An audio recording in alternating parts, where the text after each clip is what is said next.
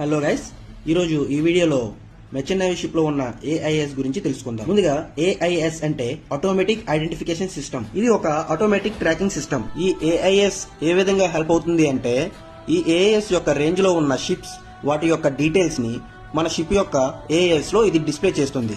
ఏ ships అయితే AIS ని fit చేసి అండ్ ఆల్సో ఆన్ కూడా చేసి ఉంటాయో ఆ షిప్స్ యొక్క ఇన్ఫర్మేషన్ ని మాత్రమే మన ఏఎస్ డిస్ప్లే చేస్తుంది. ఎందుకంటే కొన్ని సార్లు సెక్యూరిటీ రీజన్స్ వల్ల ఏఎస్ ని ఆఫ్ చేస్తారు. సో అలాంటప్పుడు ఏఐఎస్ ఆఫ్ చేసిన ఆ షిప్ యొక్క పర్టికులర్ డీటెయిల్స్ అనేవి మన యొక్క షిప్ ఏఎస్ లో డిస్ప్లే చేయబడవు. వీటిని నావిగేషన్ పర్పస్ కోసం షిప్స్ లో యూజ్ చేస్తారు. ఏవైనా వెసల్స్ 300 లేదా 300 కి పైగా గ్రాస్ టన్నేజ్ ఉండి అండ్ ఆ వెసల్స్ అనేవి ఇంటర్నేషనల్ వోయేజెస్ లో ఎంగేజ్ అయ్యి ఉంటే ఆ షిప్స్ అనేవి ఏఎస్ ని కంపల్సరీగా క్యారీ చేయాలి, ఇంక్లూడింగ్ ప్యాసింజర్ వెసల్స్ కూడా. ఏఎస్ లో 2 టైప్స్ ఆఫ్ క్లాసెస్ ఉన్నాయి, class A and class B. Class A AS అనేవి పైన చెప్పిన దానికి వర్తిస్తుంది. 300 ఆర్ మోర్ దాన్ 300 జిఆర్టీ ఉండి ఇంటర్నేషనల్ వోయేజెస్ లో ఎంగేజ్ అయ్యి ఉంటే ఆ వెసల్స్ అనేవి క్లాస్ ఏ ఏఎస్ ని క్యారీ చేయాల్సి వస్తుంది. నెక్స్ట్ వచ్చి class B. Class B AS అనేవి తక్కువగా ఫంక్షనాలిటీతో పనిచేస్తాయి. ఇవి నాన్ సోలార్స్ వెసల్స్ కోసం తయారు చేయబడ్డాయి.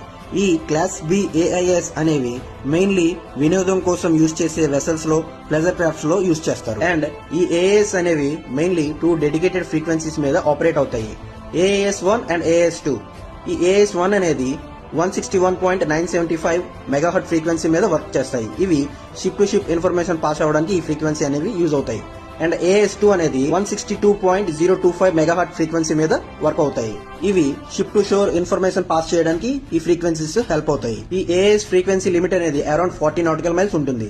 ఈ AAS లో 1 VHF transmitter, 1 VHF DSC receiver and ఒక standard marine electronic communications ship లో ఉన్న డిస్ప్లే అండ్ సెన్సార్ సిస్టమ్ కి లింక్ అయి ఉంటుంది. ఈ AAS ద్వారా ఈ AAS రేంజ్ లో ఉన్న షిప్స్ వాటి యొక్క name, IMO number, MMSI number, call sign, ship length and breadth, type of ship, location of ship అంటే షిప్ యొక్క లాటిట్యూడ్, లాంగిట్యూడ్, ఇంకా మన షిప్ నుండి టార్గెట్ యొక్క షిప్ ఎంత రేంజ్ లో ఉంది అంటే ఎంత డిస్టెన్స్ లో ఉంది అండ్ ఆ షిప్ యొక్క కోర్స్ ఏంటి, డెస్టినేషన్ పోర్ట్ ఏంటి అండ్ డెస్టినేషన్ డేట్ ఎప్పుడు, estimated time of arrival A port కి వెళ్తుంది అండ్ ఏ డేట్ కి రీచ్ అవుతుంది అన్ని కూడా మనకు ఈ ఏఎస్ డిస్ప్లే లో షో చేస్తుంది. పక్క షిప్ లో ఉన్న డీటెయిల్స్ మనకు కనిపిస్తున్నాయంటే మన షిప్ డీటెయిల్స్ కూడా పక్క షిప్ కు కనిపిస్తాయి.